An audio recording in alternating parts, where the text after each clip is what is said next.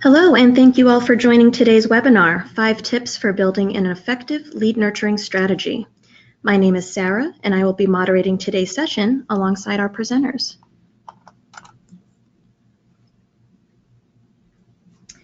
This webinar is hosted by MindMax, your partner to increased enrollments through unbundled technology-enabled marketing and enrollment services. Founded in 2009, we are dedicated to higher education and work with many universities throughout the various stages of the enrollment funnel and the student journey. On behalf of the MindMax team, I would like to warmly welcome you. This is our agenda for the next 45 minutes or so. I will review logistics and introduce our presenters, and then dive into the conversation with Lee and Andrew. Today we will cover becoming a full funnel marketer, small improvements equal big enrollment impact, the 5 tips for building an effective lead nurturing strategy, and then we will close with a sample nurturing model. Throughout the webinar, you can submit questions via the questions button in your GoToWebinar console panel. We will address those questions during the Q&A or throughout the presentation. We'll also be hosting several polls during the presentation, and we would love for your participation.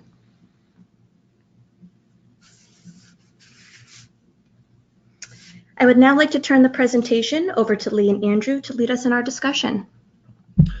Hello, everyone. This is Lee Maxey, and I've been working in the higher ed space for over a decade now. Before that, spent time working in the corporate learning space and have been a chief learning officer for several organizations, developed strategy to leverage human capital, and in the last 10 to actually almost 12 years have been focused on helping universities to better realize their mission, usually through the marketing and enrollment strategies that we've helped them with and then help them execute on. Hi everyone, my name is Andrew Seraphin. I work here at MindMax as a senior marketing manager. My primary role here is working with clients to help start to establish a digital strategy that fills their marketing funnels and brings qualified enrollments to their programs.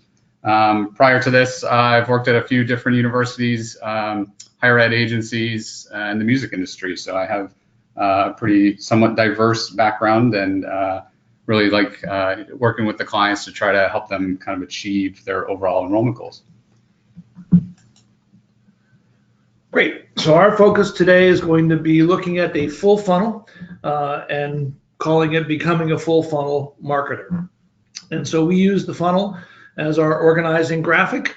And as we think about the funnel, one of the things that we encourage people to think about is the expense that you spend, primary expense you spend, is generally higher at the top of the funnel, but your goal in most cases is enrollments, either increased enrollments or increased quality of enrollment candidate, or increased forecasting or visibility into what's actually happening throughout this funnel. So this is the organizing graphic we'll be using. And when we take a look at the funnel, one of the things that we're always looking for is what I'll call enrollment intelligence. And this enrollment intelligence is an understanding of the factors that lead to the 3 performance levers here, which is 1, to increase or optimize revenue. 2 is to optimize cost of acquisition. It's not always to decrease cost of acquisition, it's to optimize. Many of the schools we work with, for instance, are interested in growing their enrollments. And so by definition, we're going to be moving into areas that may not have been marketed to in the past and may have a higher cost of acquisition to develop penetration into those different areas of the market. And third is speed of conversion or ease of conversion through the funnel. The goal is to make it as frictionless as possible so that a prospective student can go through their experience of getting to know and developing awareness to becoming either a lead or an applicant, and that experience is a continued reflection of the brand of the school, of the institution, or of the unit within the institution. The other piece about speed of conversion or conversion through the funnel is really to be able to get predictability and to understand what you can do to increase your visibility around how people are converting through the funnel. So as Sarah mentioned, please ask questions as we go. We'll be able to answer some of those in the context of the slides we're on, and minimally we will answer all questions that we can at the end of our session here today.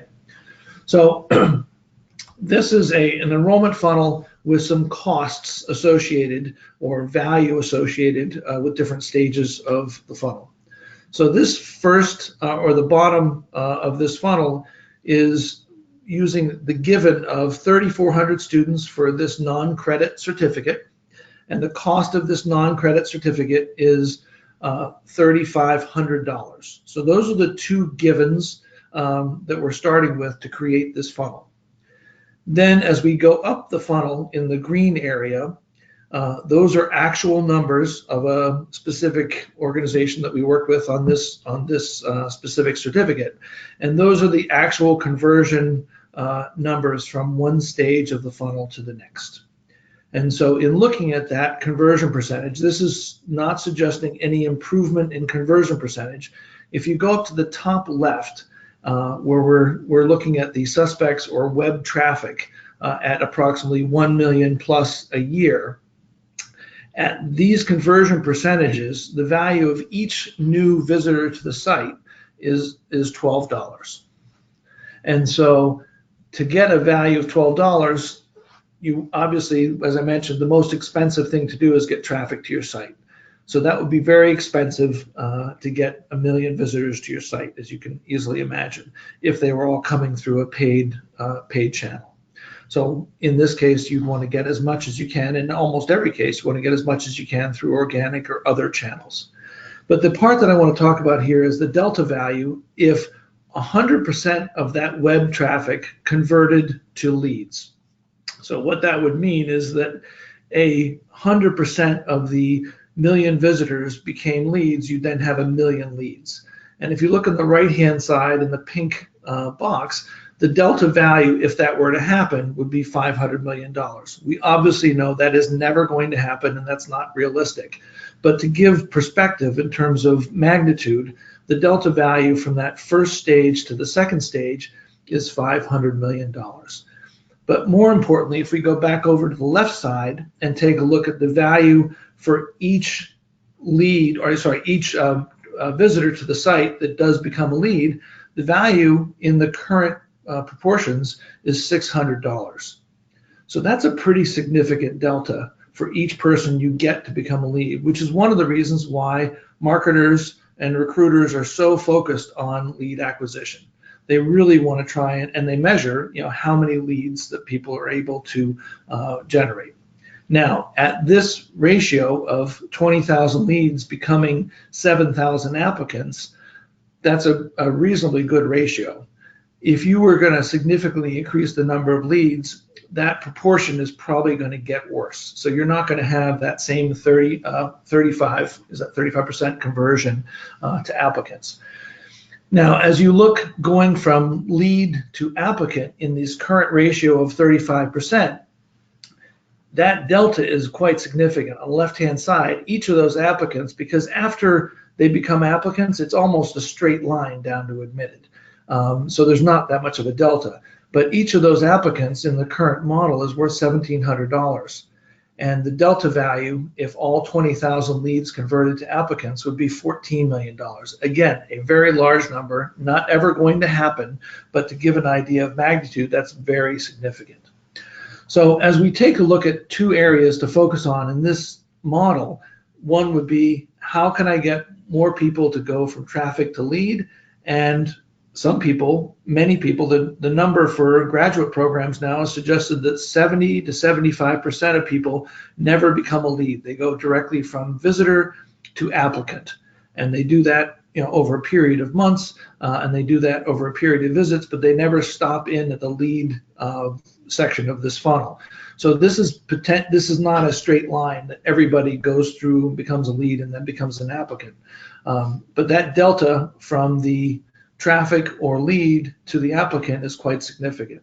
And the next area from a delta standpoint would be in what I'd call the yield, which is the admitted students who end up becoming an actual deposit and then eventually become a student. And that's pretty significant. So there's a 60-some% yield of admitted students who end up becoming students. There's a very small melt here. And if we look at the right-hand side, again, the delta value going from admitted to becoming a student, if you got 100%, that would be a $4 million value. So that's another area where you have a tremendous amount of information about those people. You have, trusted contacts with them, and you can engage with them in the nurture process to improve that yield if that's something you wanted to do. So if anyone has questions on this funnel, feel free to ask some of them now. And if not, we can then move on to talk further with this model in mind, that you want to look at where are the areas where you're going to create the highest amount of value.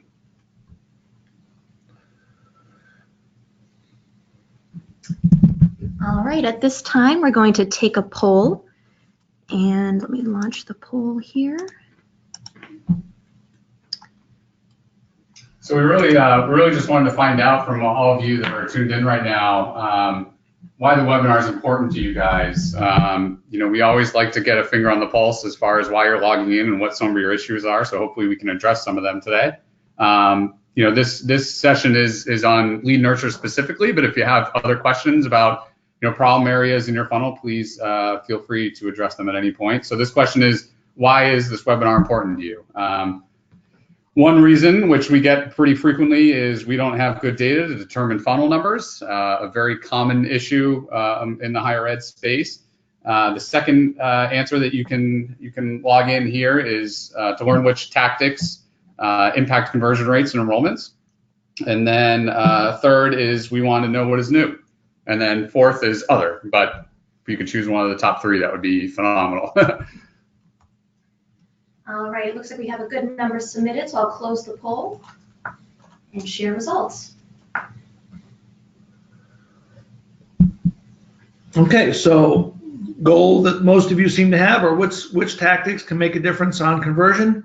And then second is lacking data. And one of the things we find most often is the lack of visibility into the data that people have, or that they aren't collecting data that's meaningful. Great, so that's a good place to start. And so if we take a look at a conversion that we're trying to, what are the small improvements we can make leverage-wise to make big impact? So that's the focus of what are the tactics that we can do to have an impact. So go ahead. Yeah, and what you'll see here is we created this infographic for you guys to take a look at, and in thinking about what Lee talked about with the funnel and sort of where those values are within the funnel, with lead nurture specifically, the reason it's so important is because the small increases can really have a really, really large impact on your enrollment. So this example that we put together here for you shows you, a basic marketing investment, say $5,000. You generate 500 leads, and then that conversion rate, if you can curb that in a positive direction from say 5 to 7, at the end of the day, that's the difference between 15 enrollments and 21, which, depending on what kind of program, if it's a master's program, that's obviously, as far as revenue is concerned, a huge increase. So this really shows you that those really small increases, especially in the lead nurture, middle of funnel, conversational type tactics that you want to utilize in marketing, can have a really major impact overall. So if we go on to the next slide, it's another extension of this, which is taking a look at a funnel and percentage of conversion. And one of the sayings that I often use is, you don't want to pitch until you have a catcher behind the plate. And I look at the funnel as being your catcher behind the plate. If you don't have an efficient way to collect leads, if you don't have a mechanized way to scale around how you're nurturing and engaging with leads, and if you don't have a good way to reach out in a respectful, relevant, and timely way to those people who are willing to give you their lead information, then you're going to have leaks in the funnel, or you're going to have conversion issues. And those conversion issues, as Andrew just mentioned, are very, very expensive. Whether they're expensive through using a lot of people resource, or whether they're expensive in terms of your ad spend at the top of the funnel. So this is another example. We use an enrollment funnel calculator, as you saw in the earlier funnel example. But this enrollment funnel calculator, we believe, is something that a marketer should be using as their dashboard to measure their successfulness, regardless of whether it's a graduate program, a certificate program, or whether it's specific individual courses, face-to-face, online. It really doesn't matter. And so looking at web traffic, this would be web traffic to a specific unit, or it could be web traffic to even a course page if you wanted to get as granular as that. Having a lead goal, recognizing that not all people become leads, but having a specific lead goal is really important. And knowing what your leads do is a lot easier because you have a lot more information. The use of a marketing automation system allows you to then roll back up to your web traffic and see what the behavior of your traffic was before they became a lead. That's incredibly valuable because, as I mentioned earlier, the majority of your actual applicants are probably never becoming a lead. They're behaving in their own self-serve way, going straight to applicant. But you can start to engage with them through retargeting. And then the next piece is applicant, your applicant to enrolled. We see a lot of leaking here because schools think that once someone's become an applicant and they've been admitted, that everything's all good. And really a communication should actually, in my mind, increase there rather than decrease. And a lot of schools sort of take a foot off the pedal a little bit and don't continue to engage with students who have become an admitted applicant and take them all the way through to enrollment. We're going to go ahead. Okay. All right, so at this time, we're going to take another poll. And our poll question is, what stage of the funnel are you succeeding with? The selections are top of funnel, which is your web traffic to leads, middle of the funnel, which is your leads to applicants, or bottom of the funnel, which is your admitted to enrolled. So just please take a moment to provide your answers. And we break these down into categories like this because when we think about the kinds of tactics necessary, it's a tactic doesn't match up to a specific stage. A lot of times the tactics are useful across multiple stages.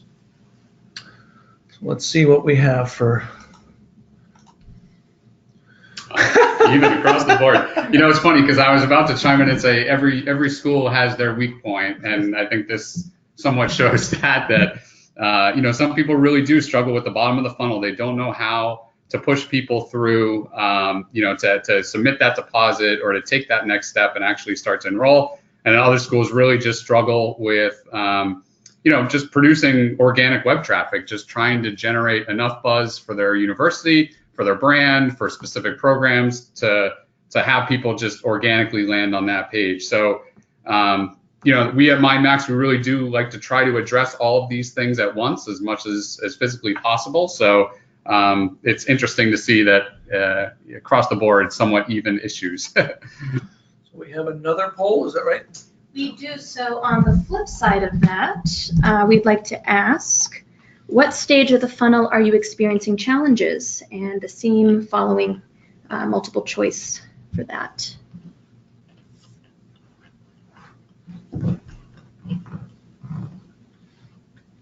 And I'd love to add a fourth choice, which is we don't know because we don't have the data, as several of you mentioned in the first poll we did. So.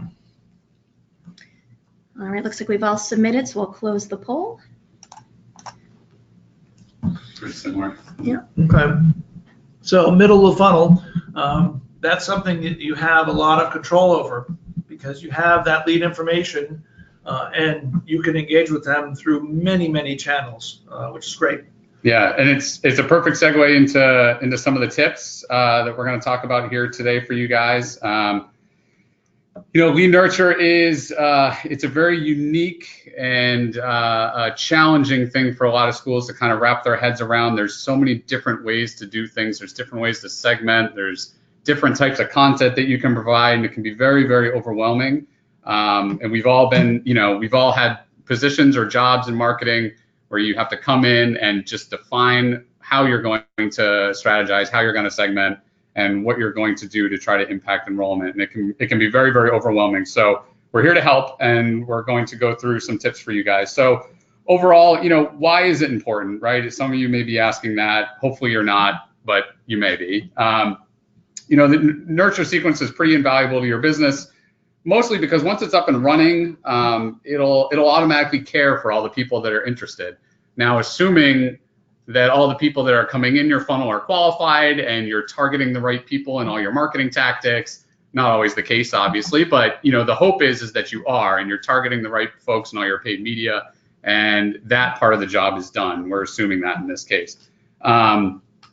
Once the nurture stream is set up, you're really working on just growing those relationships with those prospects. You're trying to drive conversions. You're trying to boost client satisfaction.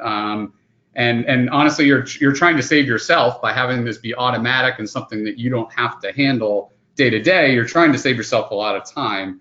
So it's really well worth it from the outset to invest the time, invest the money, invest in getting the systems in place to try to execute on this.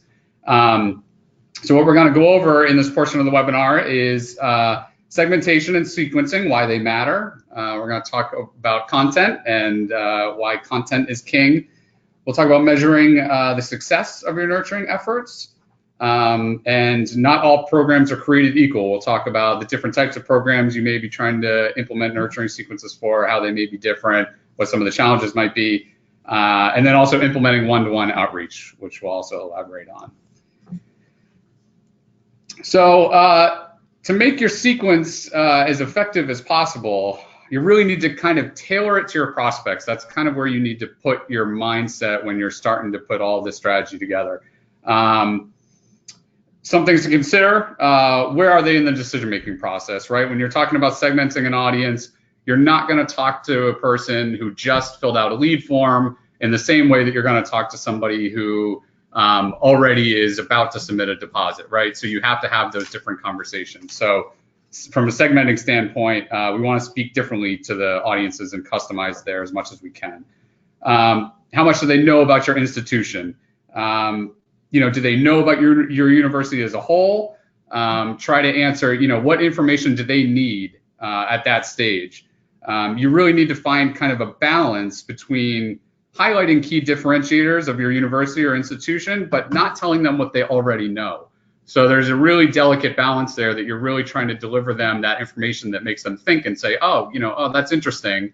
I didn't know that about XYZ University. That's really intriguing. Let me not unsubscribe here and potentially learn more through the coming weeks.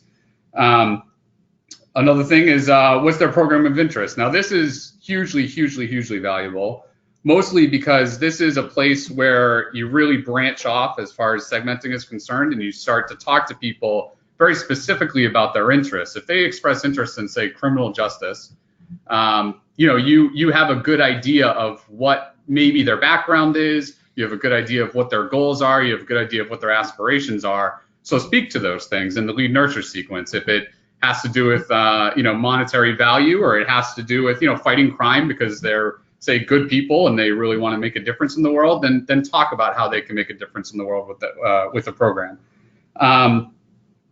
How much have they engaged previously? Usually you do this through lead scoring. So if you have a good lead scoring model, oftentimes we at MindMax use lead scoring as somewhat of an indicator of interest. That's the way that I look at it a lot of times. It can also just show you how well you're hitting them on multiple marketing channels.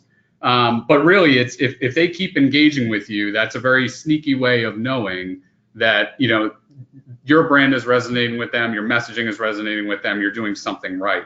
So having that KPI is really important.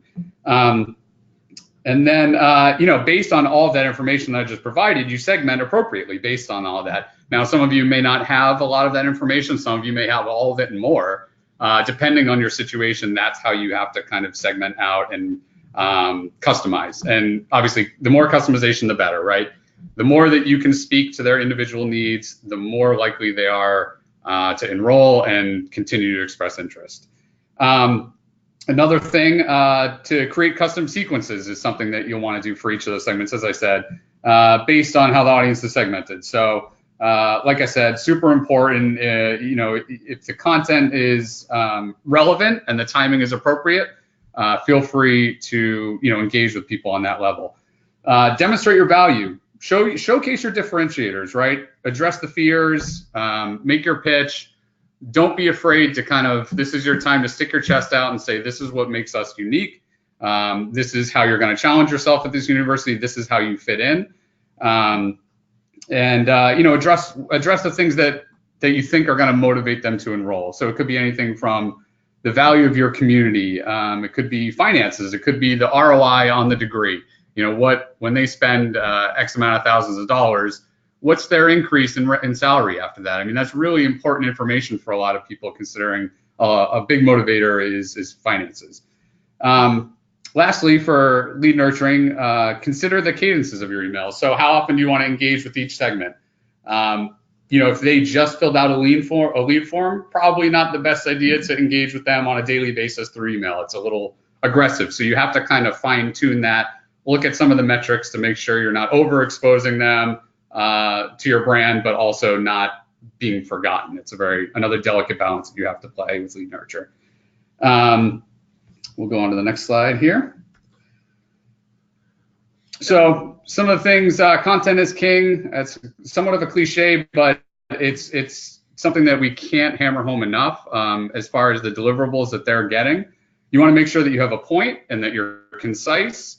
Every message that you send them, make sure before you send it, you ask yourself, does this have value to my prospect? If it doesn't, you can very easily get rid of it. Worst case scenario, you can test out multiple messages, see which ones are resonating, and get rid of the ones that aren't really going so well. You have to remember, internet users, they're getting multiple emails a day. You have to ask yourself specifically why should they care about yours specifically? Why should they care? Why should they open it? Why should they engage? And make sure you're giving them a reason to do so. Limit the amount of time that it takes for them to digest it as well. You want to keep the content concise. You want to avoid being marked as spam, whether that's manually. You don't want them saying, this brand, I don't want to engage with them anymore. And you also don't want them to completely disengage with you. Another thing is responsive design. 67% of emails today are read on a smartphone or tablet. Now that seems that number has changed a lot over the years. And you'd be really surprised at how many big, well-known universities aren't creating responsive designs in their email, and they're just meant for PC. I can't tell you how important, I can't understate, how important it is to have that responsive design to make sure when people are on their phones that they are getting a viewing experience that is palatable, that is attractive, that is something that makes them want to engage with you. Definitive call to action. You can make these fun. Try to be as fun as possible. Higher ed, sometimes we're a little bit dry. What we try to do at MindMax is incorporate some sort of language that speaks to some sort of aspiration of theirs, and try to use that in the CTAs as much as you can. Offer something unique in return. So anything from 3D campus tours to industry data sheets, anything like that, to give them the motivation to fill out that form. Sometimes just learn more isn't good enough for some people. Some people really are looking for something immediate. They want immediate gratification. They want a phone call immediately, or they want something that's going to help them understand what they're getting into, say an industry or something of that nature. Interesting subject line. So before this webinar, Lee and I were talking about what he was saying from a MindMax perspective, how you get his attention and how you get Lee's attention. Not that you should all go email him tomorrow, but if you want to get Lee's attention, the subject line better be short, it better be punchy. You can even fit the entire message in that subject line. I mean, you won't want to in an email nurture stream, but if you want to get people's attention, that's how you're going to have to do it. So make the subject lines interesting, maybe incorporate the CTA if you can, and just make sure people are going to want to open it, because there's only so many characters that are going to show up on that phone. So you have to make it count. Dynamic visual content, I kind of mentioned a little bit before. obviously, showcasing your brand that Central Marcom has probably worked on for years and years and years in finesse. Make sure that you're utilizing that. Make sure that it matches the website and that it's consistent across the user's experience.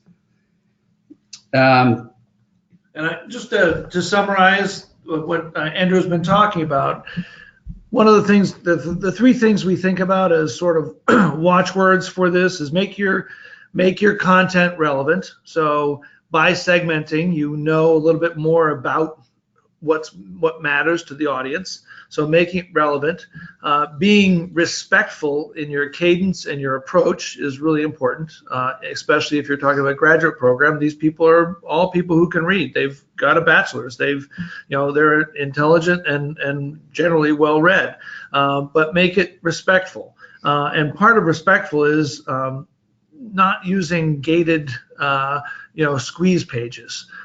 So as Andrew was talking about, offer something unique in return, but making a gated squeeze page before you've given them something, we find to be somewhat disrespectful. And then third, and probably the most important thing, is timeliness related to the cadence that he was talking about, but also where they are in their decision process and the different kinds of messaging you provide related to that.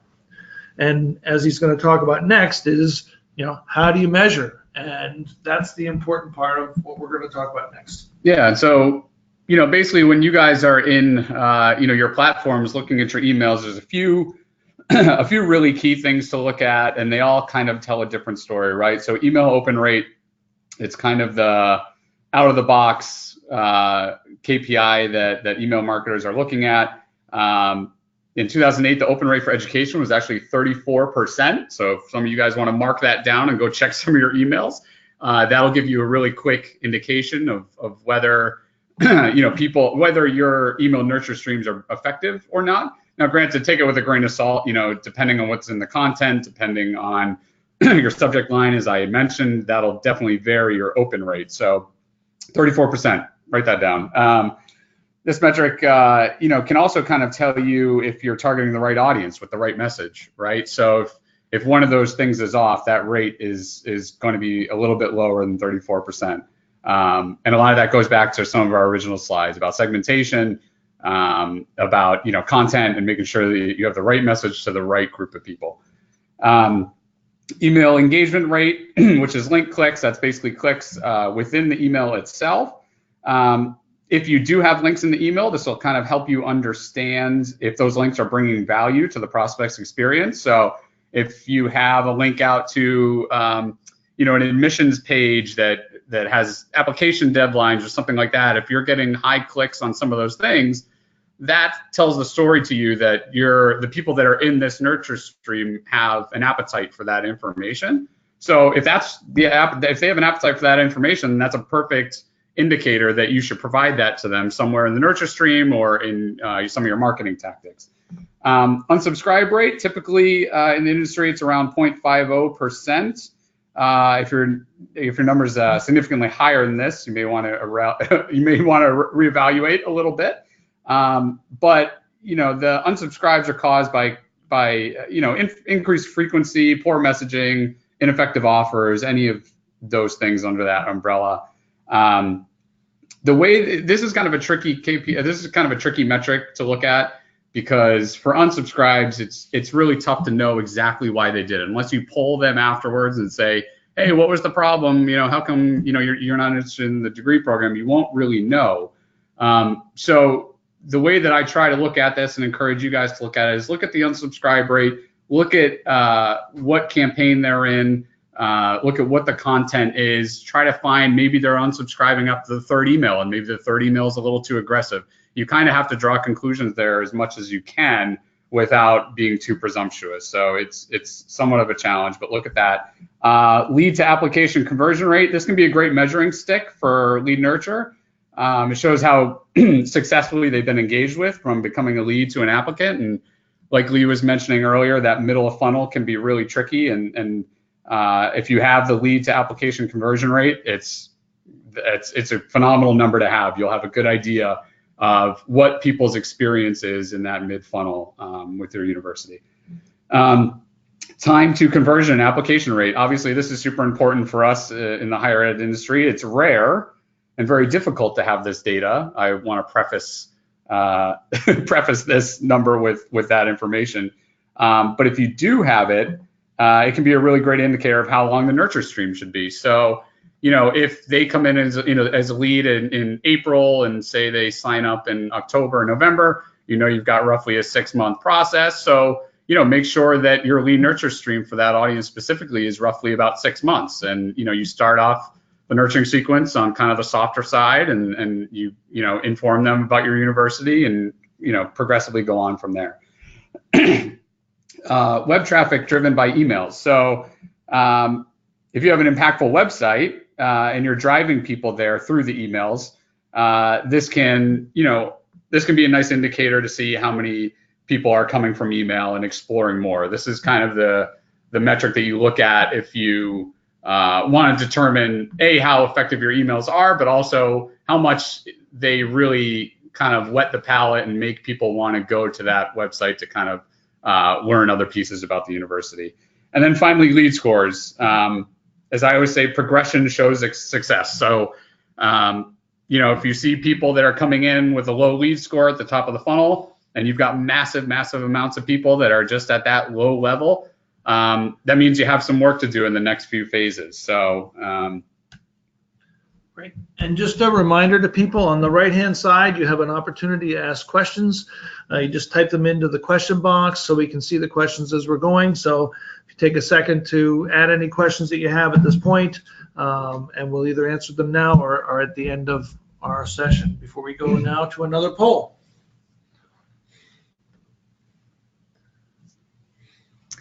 All right, so while maybe some folks are entering questions, we'll launch our final poll here. And what program types are you looking to build lead nurture streams for?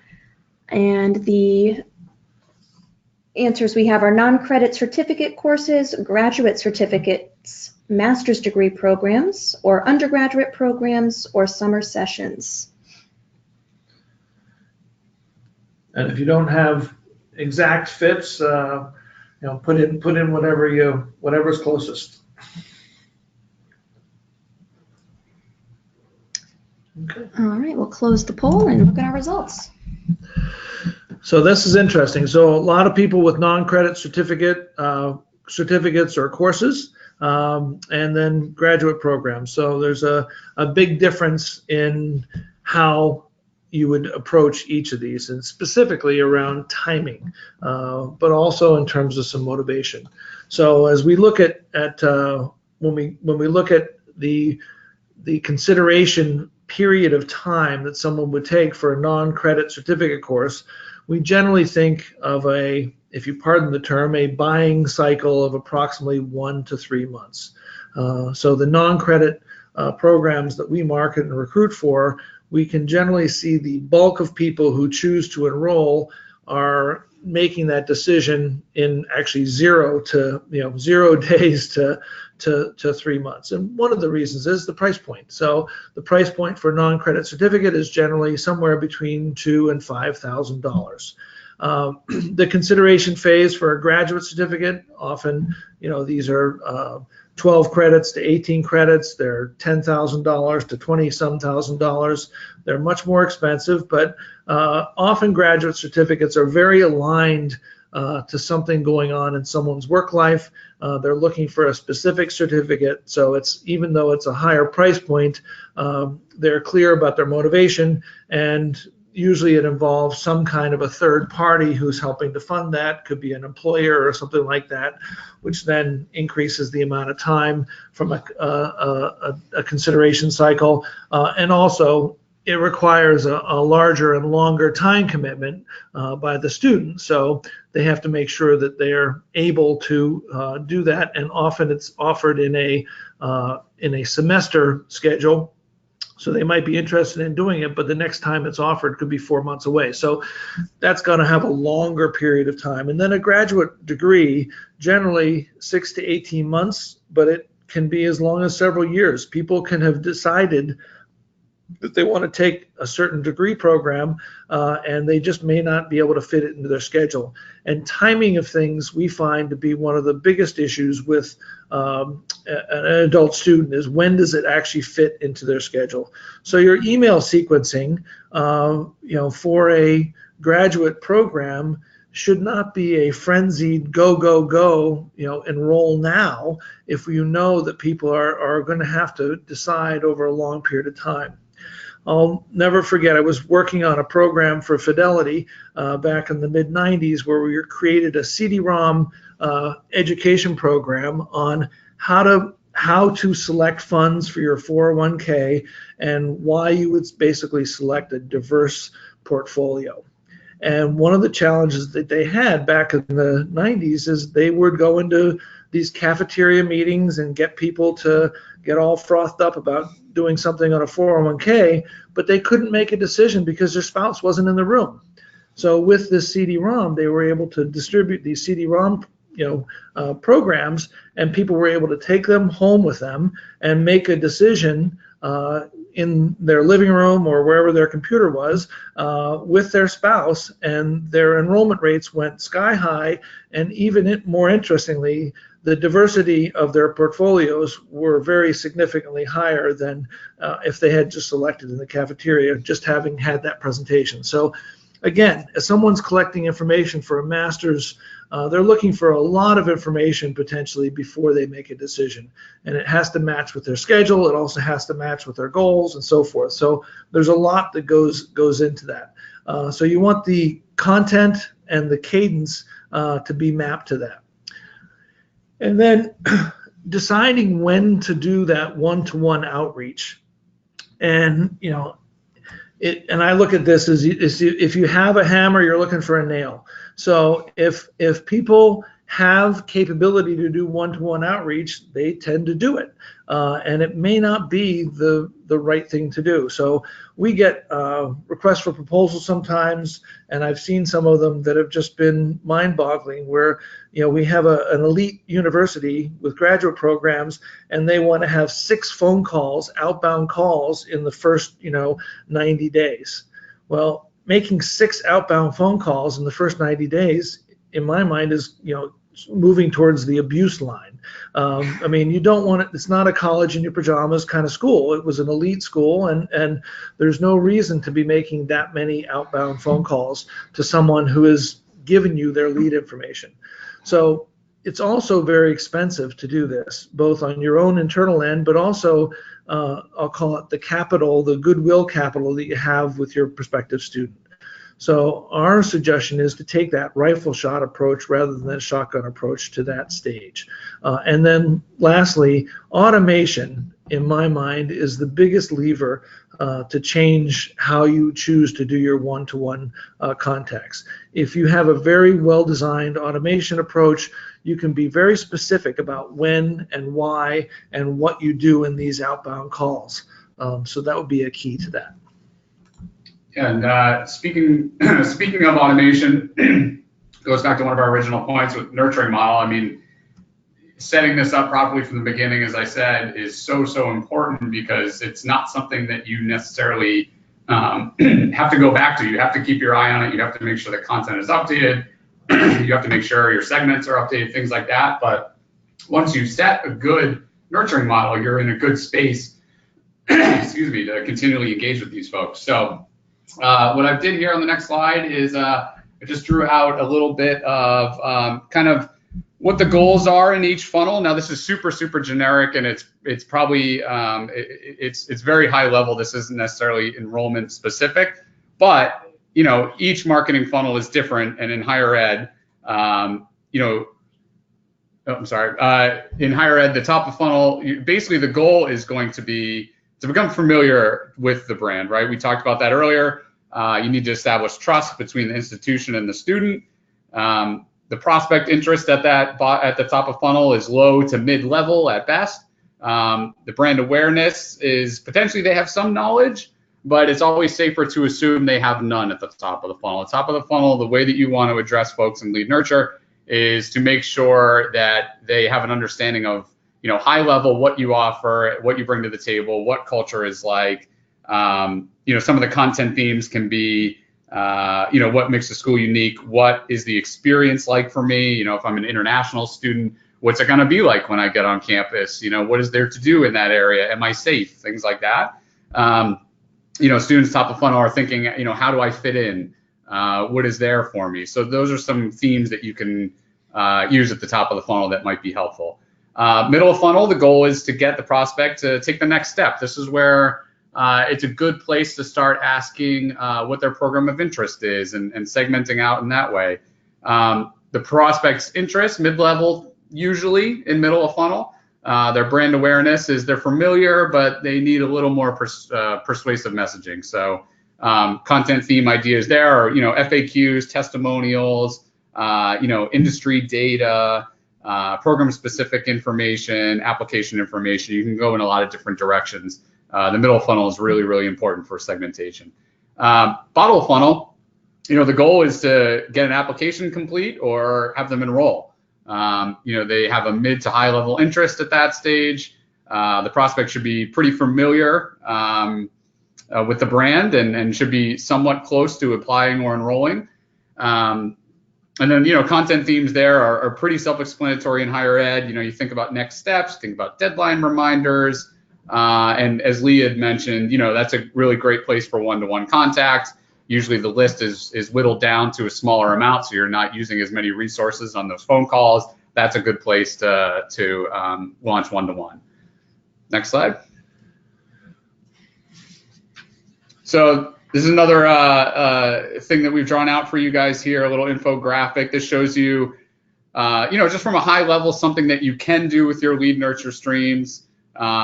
You start with an anonymous user, you don't know who they are, you don't know what they're interested in, you engage with them on a very high level. Hopefully they fill out a lead form. You can start that initial email sequence, right? That high level email sequence that I was talking about that discusses culture and a couple of differentiators that make your university unique. And then they become a marketing qualified lead. You can implement one-to-one outreach here, but you could also just do another email sequence where you're just trying to get a little bit more information from them, just see where they engage in that middle of funnel lead nurture stream, see what links they're clicking on, see what information they need to know, try to tailor it based on some of that. And then hopefully, they become an applicant. Great place for one-to-one outreach, as we mentioned. Try to push them through, answer any remaining questions that they may have. Hopefully they have none at this point. If your lead nurture streams are good enough and your website is good enough, they should have a lot of this figured out. But if they don't, that personal touch can really put them over the edge. And then that final email sequence, which is, super bottom of funnel, which I talked about in the last slide, that stuff, like I had mentioned, deadline reminders, things that are just kind of keeping them in the loop about, upcoming enrollment terms or, pieces that they have missing from their application, if you can segment in that way, just to try to get them to be that final enrolled student. And as I mentioned, that this is one of the areas where schools tend to drop off in their communications, from anonymous all the way through to enrolled a student. If they're traffic to your site, retargeting can be supporting every single stage of this experience. And so we strongly recommend thinking about using retargeting more accurately and precisely with these admitted students who are applicants. All right, thank you, Lee and Andrew. All right, at this time, we're going to dive into our live questions and answer session. So again, please just submit your questions on the right-hand panel in the questions box, and we will get to your questions. All right, so at this time, I think we have a couple of questions that have come in throughout, so we'll dive right in here.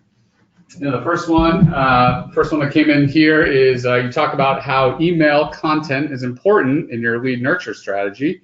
What other avenues should be used to bring students into the funnel?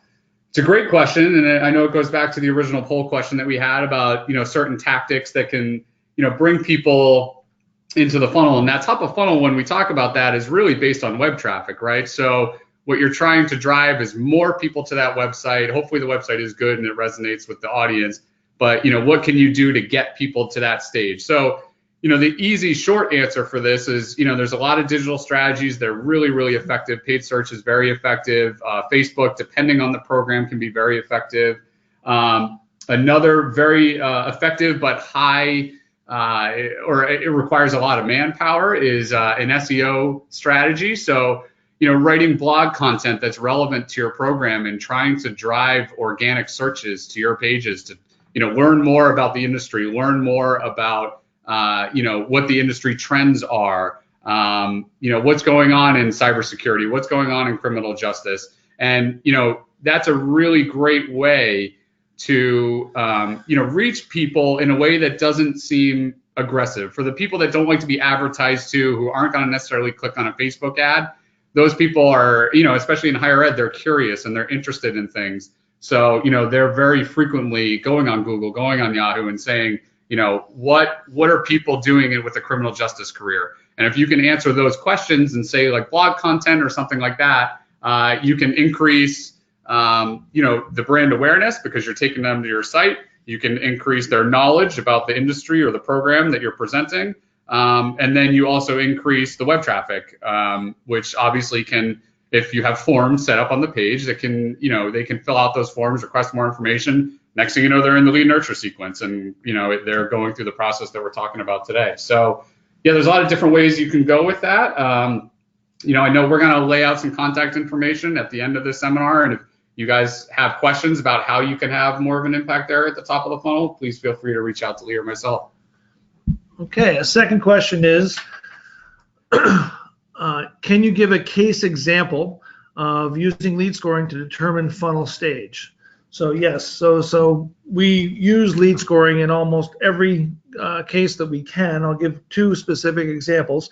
One was a post-bac program with students recently graduating from college, from undergrad, taking this post-bac program.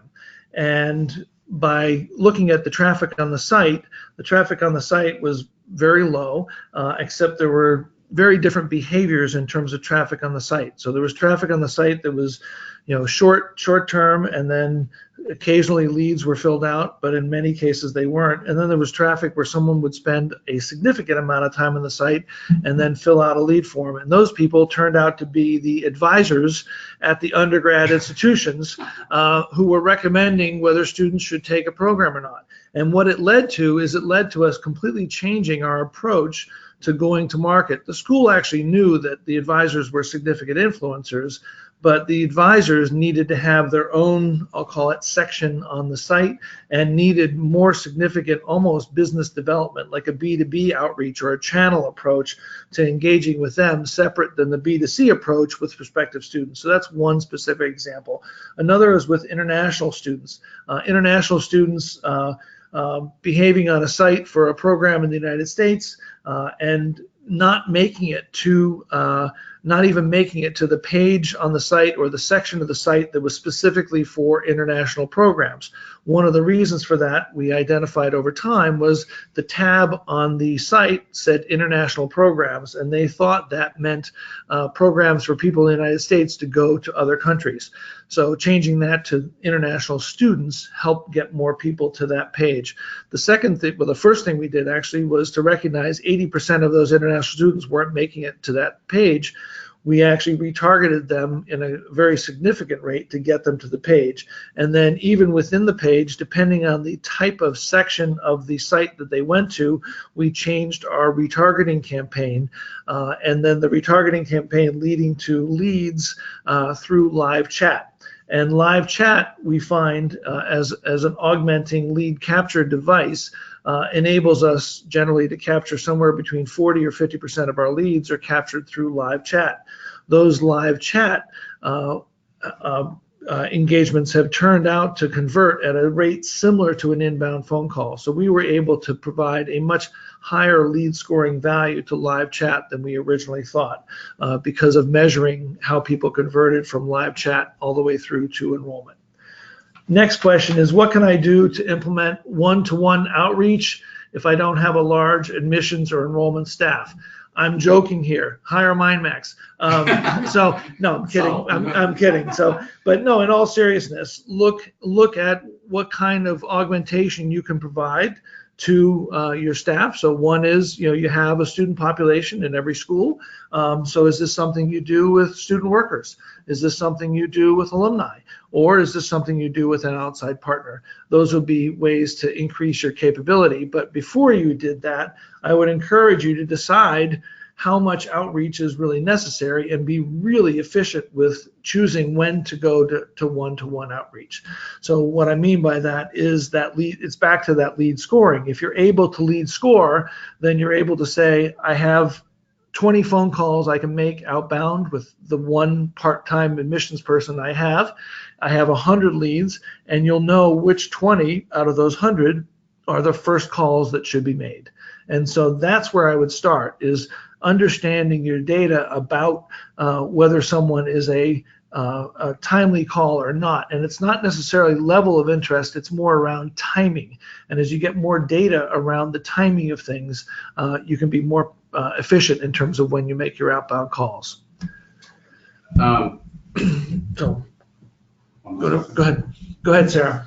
All right, and our last question for today is, what is the highest value tactic you can use? And I'll pass that off to Andrew, please. Yeah, it's a great question. I'm a little bit biased. I come from a paid search background. The reason I'm so in love with paid search is because you're targeting people that are already looking for your program, more or less. People are logging into Google, they're logging into Yahoo, they're logging into Bing, and they're typing in, we'll go back to criminal justice again, say criminal justice programs near San Jose, or criminal justice bachelor's degrees, or they're being very specific in what they want. And if you're not capturing that audience, you're not trying to get in front of that audience, it's a huge, huge missed opportunity. Prices or cost per lead and things like that can vary depending on how competitive it is. We're based in Massachusetts. If you're a university in Boston, you know very well how competitive paid search can be in this market, because there's so many universities, which obviously drives up the competition, drives up the cost. So it can vary. I wouldn't say it's not guaranteed to be the most efficient spend, but you are targeting those people who are expressing interest. They are raising their hand, and to not be able to engage with them or to pass on it is a little bit of a mistake. So I would say paid search for one. Also Facebook right now. Inventory on Facebook, we found in the higher ed space, has been reasonable as of late. A lot of our CPLs are a very, very reasonable cost, and a lot of those people are moving on into the enrollment category. So, I have a few specific programs that are live right now in Facebook, and it's been a real lead driver for us and a real enrollment driver for us.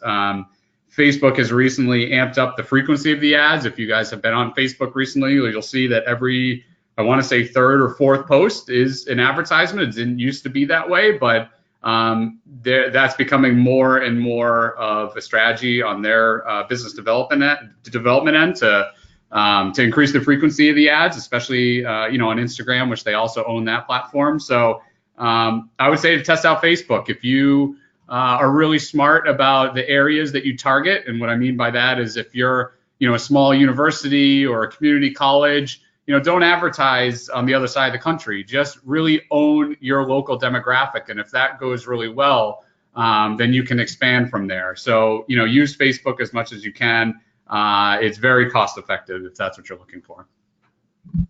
All right, thank you, Andrew. And you can see on the screen here, we have our contact information for our presenters today. We have Lee at the top and Andrew on the bottom here. So please feel free to reach out with any questions, or if we didn't get to your questions today, we'll be happy to follow up with you. All right, and at this time, this is the close of our webinar. We'd like to thank you all for joining today. And as a reminder, we will be sending a recording of this webinar to your email shortly, so please look out for that in your inbox. All right, we'd like to thank you all again and enjoy the rest of your day.